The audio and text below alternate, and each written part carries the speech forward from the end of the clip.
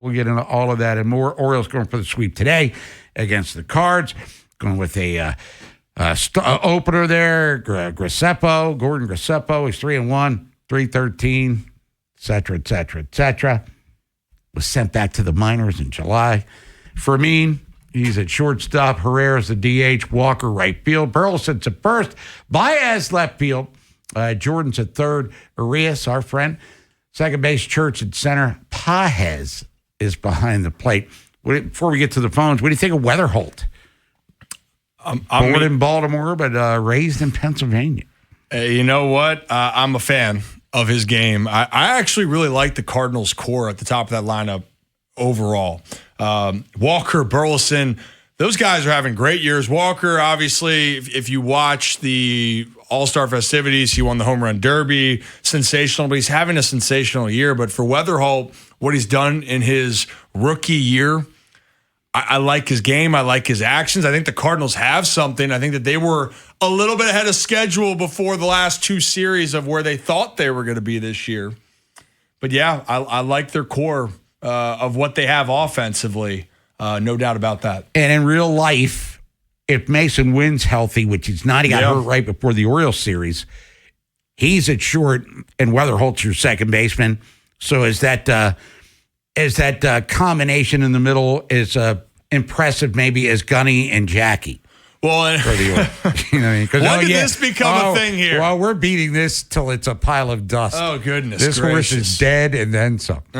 So Mason Wynn, so Winnie in this case, word. He's got a cannon for an arm. Really, when you're talking about defensive prowess, ability, the dude can play shortstop, and he's got great range, but not going to be known for maybe the offensive firepower that a guy like that Gunnar would have. Now, Gunnar, obviously, we're aware it's not the season that he wants, but I really do like that. They're different. I would say the advantage defensively overall for the combination would be more comfortable with Wynn and with Weatherholt, but I do love what Gunnar and Jackson can become. And I think for Gunnar, as much as we talk about making some mistakes, physically what Gunnar can do at the position, only few players can. And so there is a lot more growth there. And for Jackson, I think it's still him getting comfortable over there. You know, and there was the ball, or when they played the Rays, Shane Baz, I believe, was pitching. Ball was hit in the 4-hole, but it was still a ball that Jackson felt like could have gotten. Get your uniform dirty. And it got hit hard. But for me, that was less about him not laying out. It was for him on the jump. For me, so if you're curious about what I mean by the jump, your pre-pitch position. So when you're getting set up, I feel like I'm going to stand up in here right now. So I'll do it. But so when you're pre-pitch and you're trying to land. We have the cameras to do it. We got the cameras. Bob's actually going to reenact this in the next segment, so stay tuned for that. Sooner or later, we might monetize these things. Yeah, there we go. Or demonetize, depending on how it looks. Yeah. But so when you have your pre-pitch and you're trying to land as the ball is supposed to be made contact with the hitter. So you're trying to react at the right time. When I've watched it with Jackson a little bit, the body position and him being able to land on his feet and react, he's a great athlete, but sometimes the timing can be a little bit off. And I've just noticed that throughout a little bit. And then also testing your limits. What can you do? And so that's for me for Jackson. He's not comfortable fully with that yet, in my opinion. But is he fully capable of making those plays? Yeah, he is. But that's just an example of your pre-pitch and your first step are so important when you're playing the positions up the middle. And he's usually stronger too, Ryan, on the glove side anyway. So that's why watching in real time, you got to make that play. And then the floodgates open after that. And real quick before we get to Eddie and KC and you, if you want to join us, Baz pitching himself out of trouble, perhaps. I mean, you want your defense, you can't have a comedy of errors with the gloves and the arms, et cetera, but, that's one batter, and then things just kind of snowballed from there. And unfortunately, there's been a few of those instances this year, but I'd also argue for Baz or for any pitcher, when you have a great play that's made for you, you're not expecting it, but man, does that give you relief and it gives you more confidence. When you don't have those possible plays being made. And again, that ball that I was referring to, that ball was smoked by, I believe, Yandy Diaz. It was hit hard. But when a play doesn't get made and you feel like you're even close to the end of your outing, you feel like, I got to make this pitch. And when you put that emphasis and stress on it, you get tighter. And when you get tighter, you make more mistakes, and then you don't execute what you should. That's not an excuse by any means, because he's got to have to figure out, how do I not try to do too much? And that's where it lies. I've talked to Kyle Bradish about this, where early in the season, when you're trying to make plays, and the defense was, it was the Weston Wilson play, ball off the glove there, close, or there's an error, or there's a play that could have been made. It's not that you're actively thinking about it, but subconsciously as a competitor, you feel like you have to do more. And that's what you got to try to battle. The great ones out there that have been the Bulldogs for all those years, their intensity could rise, and you see Mad Max Scherzer get all pissed off and do his thing. But there's something in his mind when he's on that he stays in it. He knows how to set himself back. And I think for a lot of young pitchers, or pitchers that are still scratching what they can be, that's one of the next things that you deal with when dealing with adversity in the game. Let's get out to the phone. Sports at 583-1057 takes us to Kansas City. It's Eddie. Eddie, thanks for holding. What's up? Hey, what's up, guys? How you doing? I'm just calling. First off, I listened yesterday. Nolan did a great job. So there's a compliment from somebody. I don't know how much it means, but he did a great job.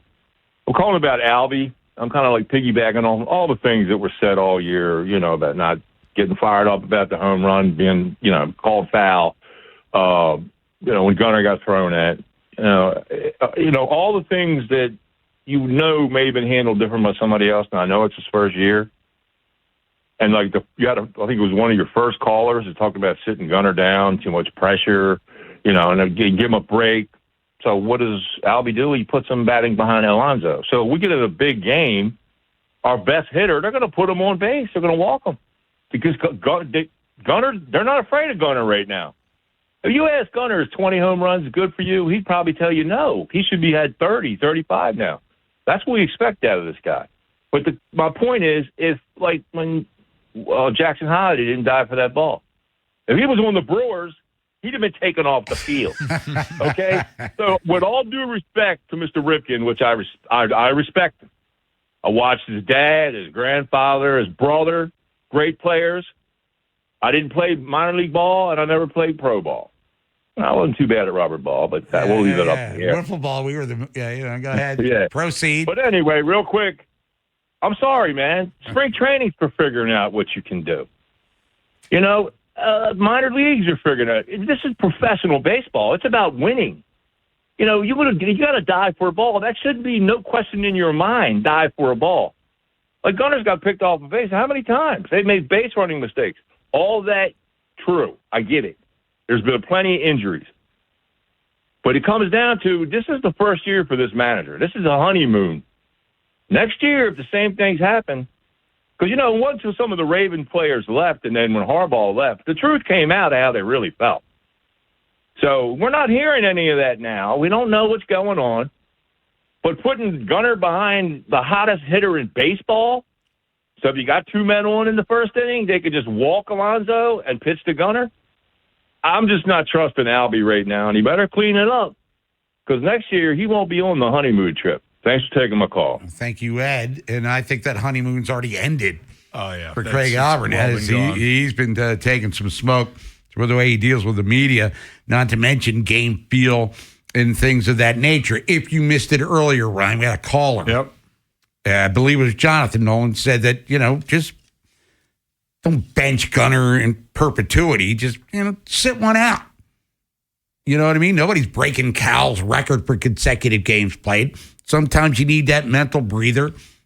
This has not been an ideal series for him in St. Louis. He had the opposite field hit, got robbed by Fermin last night. I mean, he could have had a couple of knocks. The power is just, it's not there. Maybe just, Vasquez could play defensively, a premier defense, if I'm not mistaken, right? At shortstop. Just one day off. Doesn't hurt you, I wouldn't think. maybe a reset, or is that just not in his makeup? Gunners, or the Orioles, Albie, Elias, whomever, just keep waiting for him to swing out of something he hasn't swung himself out of yet. So a couple things. First off, Eddie, I appreciate the call. I am curious who my brother is. If it's saying that I don't, nice. No, the part for me is Bill, because I got told that. I'm like, damn, I know I'm getting older, but we still got a big age gap between Calvin and Bill here and myself. But overall here for Gunner, and maybe I want to say something about the spring training stuff real quick. Because spring training is the one time of the year where you can work on something, but when you work on something in spring training does not mean it's going to correlate to the season. It doesn't, because if that was the case, then there'd be so much more positive results for players across baseball if that fact were true.